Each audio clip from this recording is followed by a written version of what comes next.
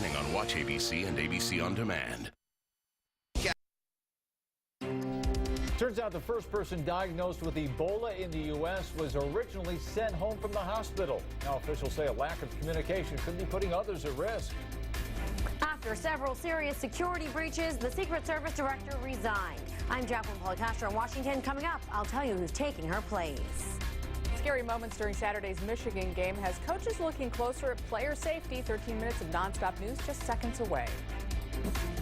Shop Inside Out's Gather and Play sales event for 20 to 70% off all hot tubs and spas, priced from just $24.95. 15 luxury models under $49.95. Plus get special financing at Inside Out. We have all the fun.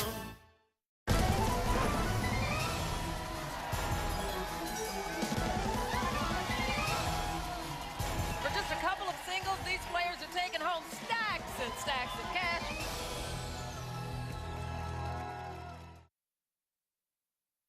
Live from WTVG Toledo, this is 13 ABC Action News.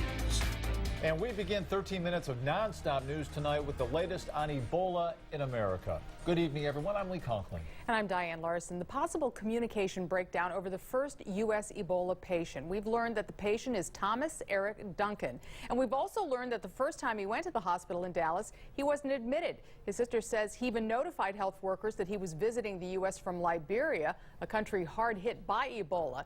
The sister says when Duncan first went on Friday, he was not diagnosed with Ebola, that is. In fact, he was sent home with antibiotics. So his condition worsened. 2 days later, Duncan went back to the hospital and was admitted. Now officials are monitoring 12 to 18 people who may have been exposed to him, including members of the ambulance crew that took him to the hospital.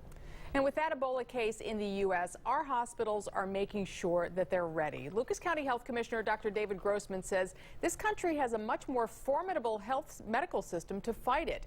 He believes an epidemic in this country is unlikely because hospitals can isolate the patients and stop the spread right away.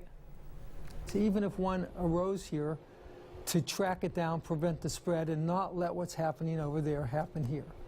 I feel near 100% confident it won't happen that way here. Part of the plan includes protective gear for any staff treating the patient and notifying the health department and the Centers for Disease Control and Prevention.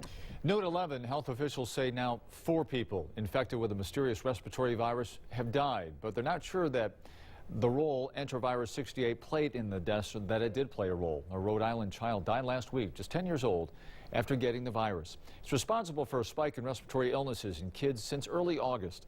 The government says enterovirus 68 has sickened almost 500 people in 41 states, including Ohio and Michigan. Almost all have been children. Ohio State Highway Patrol says that traffic is moving smoothly again after an accident on I-75 northbound. This happened about 7 o'clock near US 6 on 75 near Bowling Green. Traffic was backed up for miles for about 2 hours. Ohio State Highway Patrol not giving out much information, but it says that someone was injured in the crash, and we'll keep you updated as soon as we get the latest information. But again, traffic moving smoothly once again.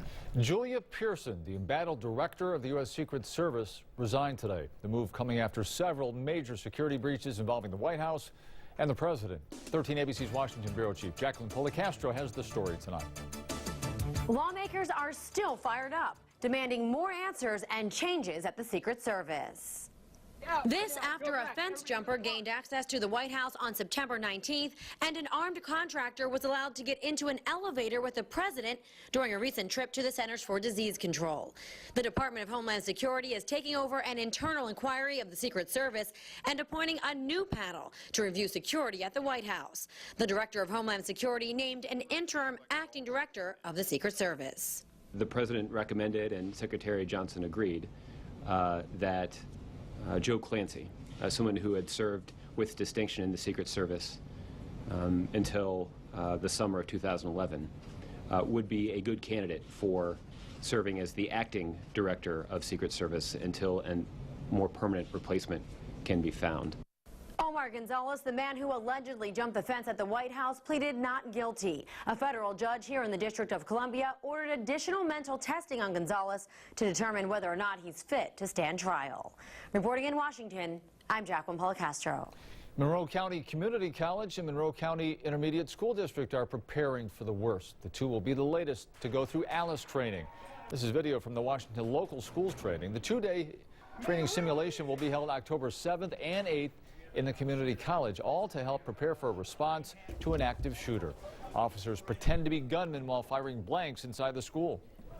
The fallout continues after Michigan's quarterback stayed in the game last weekend after suffering what was later confirmed to be a concussion. Has parents asking how should head injuries be treated and what's being done to keep the kids safe. I-Team reporter Sean Haggerty tonight looking for answers. He's live with how kids are being treated. Sean? In some situations, it might be the unpopular decision, but it ends up being the right decision. A helmet hit right on the chin. A clearly woozy quarterback who tells the sideline he doesn't need any help. A player who stayed in the game. Now the Michigan football program under fire for how staff members handled this and let the kid play. Your kids, hopefully, are watched closer. It's not so much that we're seeing more concussions nowadays, we're actually identifying more concussions nowadays. David Hammond is a certified athletic trainer working with Whitmer athletes. While he won't diagnose the Michigan player, just the wooziness should have prompted a check. Definitely that was an opportunity to take the advantage and talk to the athlete and figure out what's going on, though. And if a young player tries to wave off help? We don't definitely take what they say. We talk to them. Maybe we give them, a minute or whatever, kind of gather their thoughts. I was like, holy, it was extreme. I couldn't believe it. And they let him, play like that. It was awful. Parents saw what happened in Michigan and don't want to see that around here. You don't want your child, having a normal life and then all of a sudden something like that happening and, it could ruin them. If they're hurt, they're hurt. Take them out. Let another kid. We have plenty of children that would love to get out there and play. Then come the tough calls. You're 1 yard from the end zone and your star player takes a hit to the head. How do you balance still trying to score that touchdown and making sure the child's healthy? I want to win more than anybody else. Kid safety is number one, and all the coaches know that if we come back and we say a kid is not able to go because we suspect a concussion, the kid's out. So parents can play a big role in this when it comes to watching out for concussions because you know your child best. If they take a hard hit and you notice when you get home next couple days they have trouble sleeping, they're dizzy, moody, or won't eat, it might be a good time to get them checked out by a doctor. Reporting live, Sean Haggerty, 13 ABC Action News. All right, Sean, thanks very much. And it's definitely football weather out there now and going to get even more so. Yeah, it could be, well, I was going to say not fallish type weather. Dare we say the other, no, the not other yet. season? No. 13 minutes of nonstop news continues with Chief Meteorologist Jay Burschback. Not yet, Jay, not yet. Now, how about late fall-like weather? We're not going to use that other word for sure, but it's going to be a bit chilly this weekend, so plan on that now after a warm day tomorrow. And lots of talk about the chance of fog tonight. Let's go right to live Doppler 13,000 HD. And yes, visibilities, they have dropped off a bit in spots. Monroe, Michigan, you were at 1/4 mile, back up to 1 3/4. Lambertville at 1 mile, and Toledo Express out in western Lucas County down to 1/2 mile. So by definition, you can see some spots at 10 and 9 miles, others below 1 mile. This is your patchy fog developing. It'll be in those favored spots, those low-lying areas near vegetation, and it may impact the morning drive for your Thursday.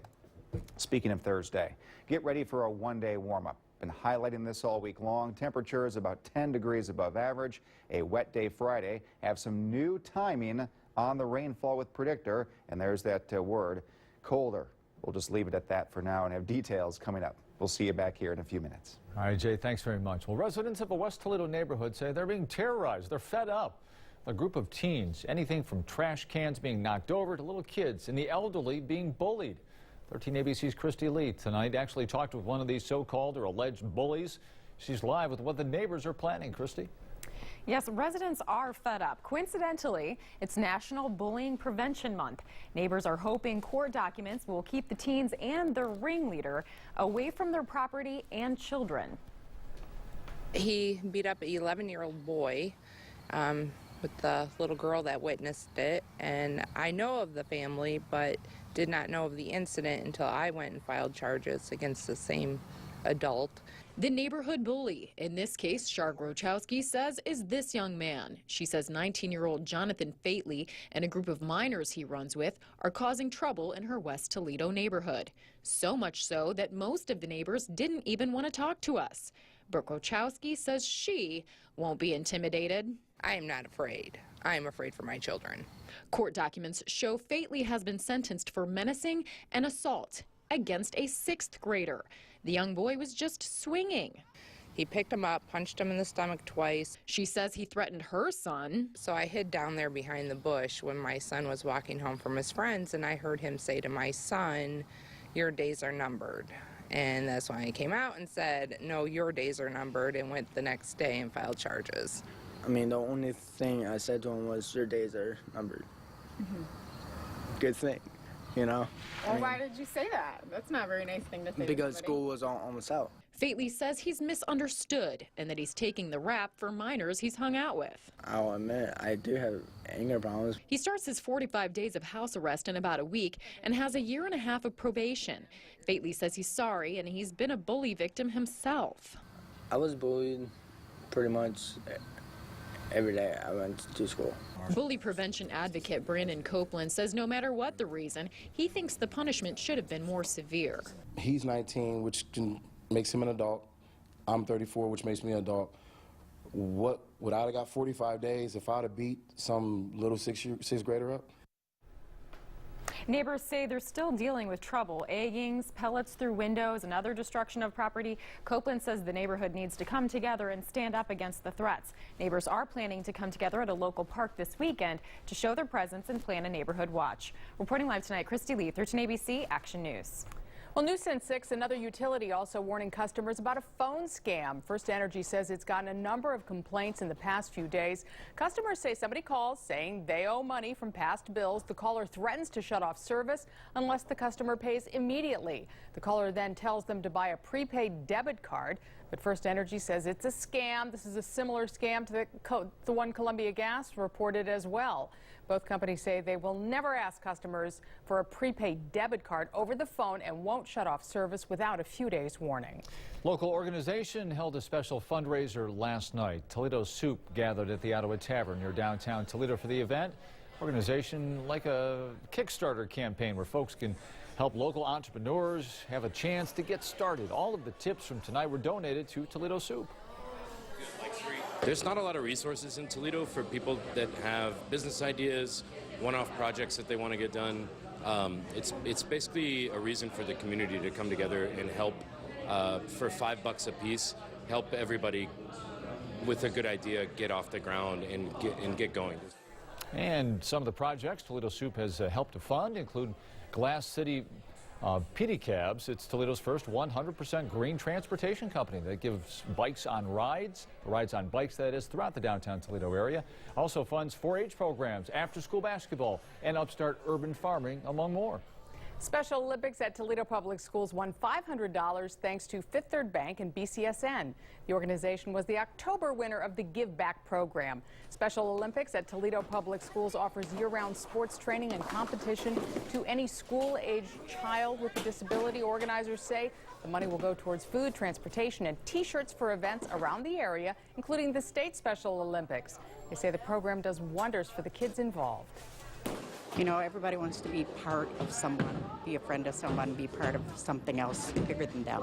And to be able to achieve is a lot for these kids.